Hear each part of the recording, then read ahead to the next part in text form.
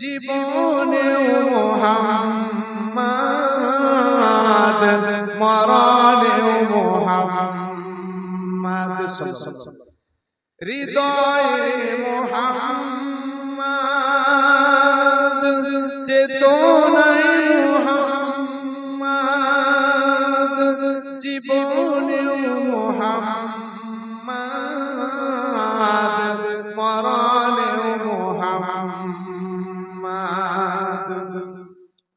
কত জ্বালা কত ব্যথা সয়েছ যে তুমি, তোমার খুনে তায়েফের ভূমি। ফারিস্তারা এসে কয় শাস্তির হুকুম, লোকে মুহাম্মদ তুমি যে আসরার। ও গো খোদা দয়া করো এতায়ে পাশির তরে, ওরা তো চিনে আমি যে মুহাম্মদ, হৃদয়ে মুহাম্মদ, চেতনায় মুহাম্মদ, জীবনে মুহাম্মদ, মরণে মুহাম্মদ। আল্লাহুম্মা সাল্লি আলা সাইয়্যিদিনা মাওলানা মুহাম্মদ ওয়া আলা আলি সাইয়্যিদিনা মাওলানা মুহাম্মদ। বালাগাল উলা বিকামালিহি কাশাফাত তুজা বিজামালিহি, হাসনাত জামিউ খিসালিহি, সাল্লু আলাইহি ওয়া আলিহি। আমার ভাই বাবুরা, আরবি ভাষা ছাড়া আপনার কোন ভাষায় চলবে না। কিয়ামতের দিন মরণের পর আপনি যখন কবরে চলে যাবেন, তখন আপনার ভাষা হয়ে যাবে আরবি ভাষা। জোরে বলি সুবহানাল্লাহ। আপনাকে আর বাংলায় জিজ্ঞাসা করা হবে না, ইংরেজিও জিজ্ঞাসা করা হবে না, আপনাকে আর হিন্দিতেও জিজ্ঞাসা করা হবে না। আরবি ভাষা আপনার হয়ে যাবে। আর সেই আরবি ভাষা আমরা কিন্তু আজকে আর পড়ি নাই। পড়তে যদি জানতাম, যত মানুষ আমরা থাকতাম মুসলমান নরনারীর উপরে ফরজ করা হয়েছে আপনার জন্য আমার জন্য, সাবালক সাবালিকা হয়ে যাওয়ার পর আপনার জন্য আরবি ভাষা বা কোরআন শিক্ষা করা এটা ফরজে আইন। কি এটা ফরজ? কিন্তু আমাদের ছেলে মেয়েরা কোরআন জানে না, কোরআন জানে না। আবার যদিও জানে তাতে করে কি শুধুমাত্র পড়তেই পারে, অর্থ আমরা বুঝি না। আমার সম্মানিত ভাই ও বাবুরা, আল্লাহ রাব্বুল আলামিন কোরআনে কারীমের মধ্যে বললেন, ইয়া আইয়ুহাল্লাযীনা আমানু ইযা নুদিয়া লিস-সালাতি মিন ইয়াউমিল জুমআ ফাসআউ ইলা যিকরিল্লাহ। যখন ডাক দিয়ে দেওয়া হবে, ইযা নাদা ইউনাদি, যখন আওয়াজ দেওয়া হবে লিস-সালাত, নামাজের জন্য, মিন ইয়াউমিল জুমআ, জুম্মার দিনে, ফাসআউ, তখন তোমরা দৌড়াও। মানে দৌড়াও মানে এমনটা নয় যে দৌড়ে তোমরা হাঁটু ফাটিয়ে দাও, এমনটা। ফাসআউ এখানে আরবি ভাষা কিন্তু দৌড়ানোর কথা বলা হয়েছে, মানে আপনাকে প্রস্তুতি গ্রহণ করতে বলা হয়েছে, যে আপনি প্রস্তুতি নেন। অনেকে মুসল্লি রাকাত ছেড়ে যাবে বলে, দুমদাম করে এসে দেখবেন একজন পড়েও যায়। কি পড়ে যায় না? লুঙ্গি লেগে তো পড়ে যেতেও পারে, কিন্তু এই রকম নয়। ফাসআউ এর অর্থ হলো যে আপনি প্রস্তুতি গ্রহণ করেন, আযান হয়ে গেলে আপনার জন্য ফরজ, নামাজের জন্য আপনি চলে যান। ওয়াজারুল বাই, আর কেনা বেচা বন্ধ করো। ফাইদা কুদিয়াতিস সালাত, যখন নামাজ পূর্ণ হবে, ফান্তাশিরু ফিল আরদ, জমিনের মধ্যে ছড়িয়ে যাও। ওয়াবতাগু মিন ফাজলিল্লাহ, আর আল্লাহর ফজল, আল্লাহর রুজি তোমরা তালাশ করো, যা হালাল তোমাদের জন্য করা হয়েছে। জোরে বলি সুবহানাল্লাহ। আমার সম্মানিত ভাই ও বোনেরা, আমি এর আগেও বলেছি, এখনো আপনাদেরকে স্মরণ করিয়ে দিই, যখন আপনি মসজিদের মধ্যে দাখিল হন তখন আপনি বলেন, মসজিদে ঢোকার দোয়া হলো আল্লাহুম্মা আফতাহলি আবওয়াবা রাহমাতিক। কি দোয়া বলি? এটা জানা আছে না জানা নাই? জানা থাকবে কি করে? মসজিদে যেহেতু আমরা গল্প গুজব করব, কি করব কি করব না? গল্প গুজব করব, এমন গল্প করব যে গল্প মানে সীমাহীন গল্প আমাদের চলতে থাকবে, আওয়াজ আমাদের বেড়ে যাবে। মসজিদ হলো ইতমিনানের জায়গা, শান্তি সুকুনের জায়গা। এই মসজিদে আপনার কোন দুনিয়াবি কথাবার্তা বলা একদম নিষিদ্ধ, কি না যায়, হারাম। মসজিদে দুনিয়াবি কথাবার্তা বলা আপনার যাবে না। এই হারাম কাজ আপনি মসজিদে যে করেন, কি করেন? করি কি করি না?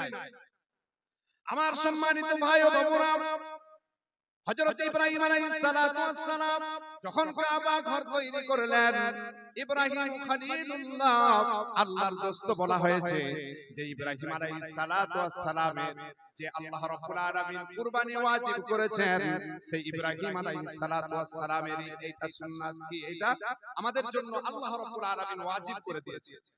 কাবা ঘর যখন তৈরি করলেন, আল্লাহ রাব্বুল আলামিন বললেন, আনতুহিরা বাইতিয়া লিত-তাইফিনা ওয়াল আকিফিনা ওয়ার রুকআইস সুজুদ। আনতুহিরা, তুমি মসজিদকে কি করো? পবিত্র করো, পাক সাফ করো, মসজিদকে তুমি পবিত্রতা বজায় করো, মানে ঝাড়ু দাও। আনতাহিরা মানে ঝাড়ু দিয়ে পরিষ্কার পরিচ্ছন্ন রাখো। কাকে বললেন? হযরত ইব্রাহিম আলাইহিস সালাতু ওয়াস সালামকে। জোরে বলি সুবহানাল্লাহ। আমরা মুসল্লি, আমরা কিন্তু মানে ঝাড়ু দিই না। মসজিদ যদি আপনি ঝাড়ু দেন, আপনার অন্তর দিলকে নরম করে দিবে কে? আল্লাহ। জোরে বলি সুবহানাল্লাহ।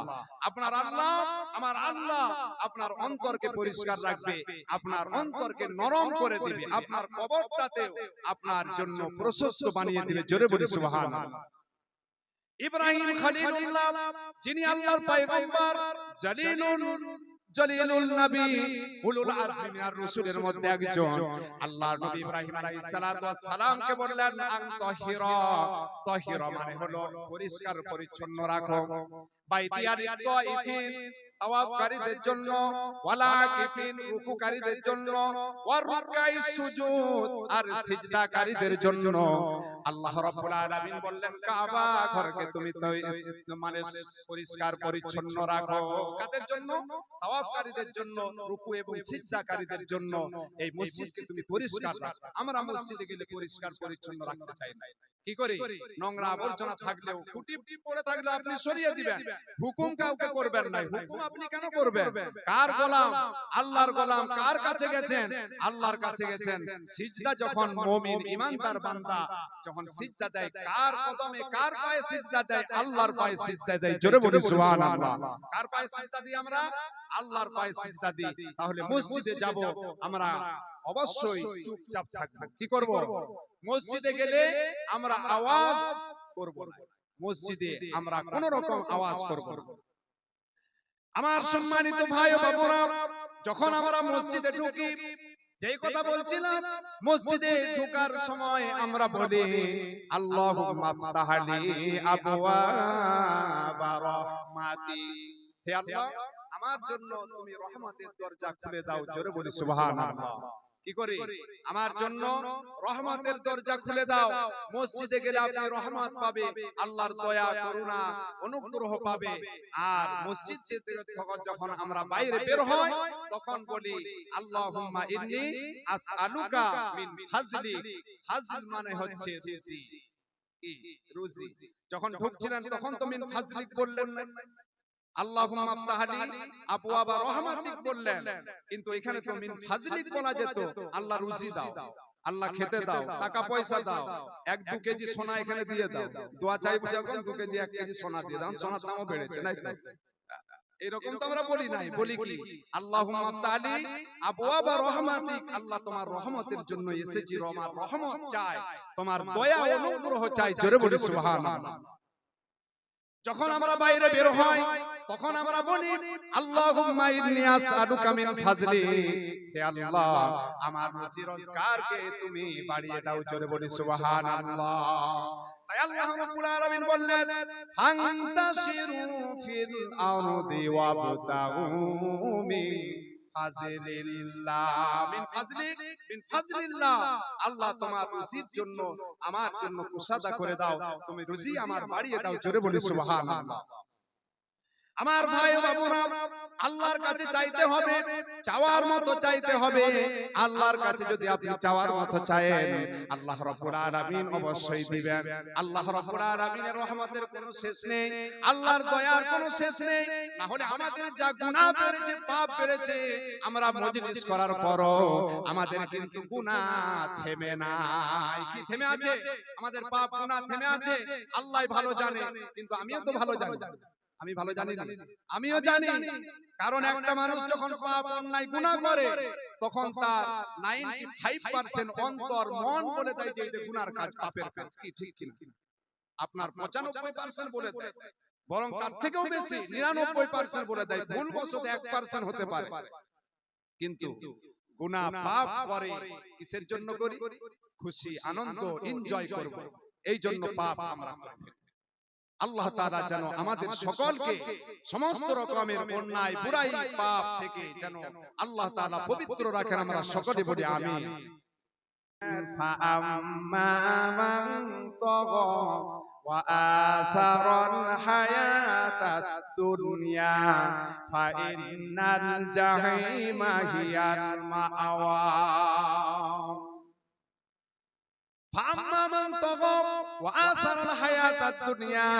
যারা দুনিয়াকে প্রাধান্য দিল, যারা দুনিয়াকে শুধু আঁকড়ে ধরলো, দুনিয়া দুনিয়া করে, যারা অর্থ টাকা পয়সা শুধু সঞ্চয় করার জন্য, টাকা পয়সা পিছনে যারা শুধু ছুটতেই থাকলো, আমার ভাইয়েরা বাবুরা, ভুল বুঝলে চলবে না।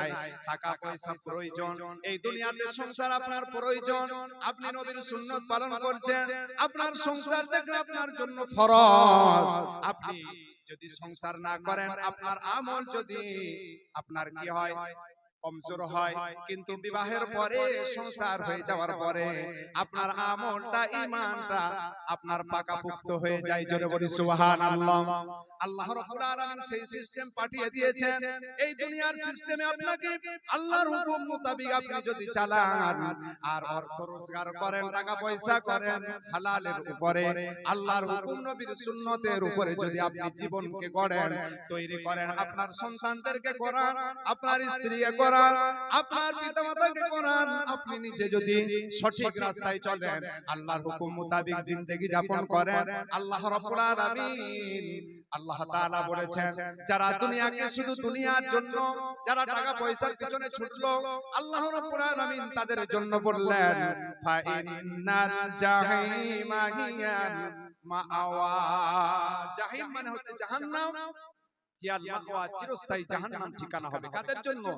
আল্লাহ তাআলা বলছেন। আমার নিজের কথা বললাম, এটা কার কথা? আল্লাহর কথা। কোরআনে সূরাতুন নাজিয়া, সূরা নাজিয়া শেষ আয়াতের দিকে কয়েকটা আয়াত, 4-5টা আয়াতের মধ্যে আল্লাহ তাআলা বলেছেন।